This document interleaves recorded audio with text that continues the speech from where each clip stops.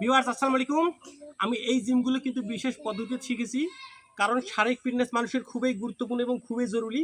আর এই শারীরিক ফিটনেস ধরে রাখার জন্য কিন্তু আমি জিমগুলো শিখেছি। যদি তোমাদের ভিডিওগুলো ভালো লাগে তো অবশ্যই লাইক কমেন্ট করে পাশে থাকবে। তোমরা আমার মতো জিম শিখবে এবং শরীরের ফিটনেসটা ভালো করবেন। ওকে,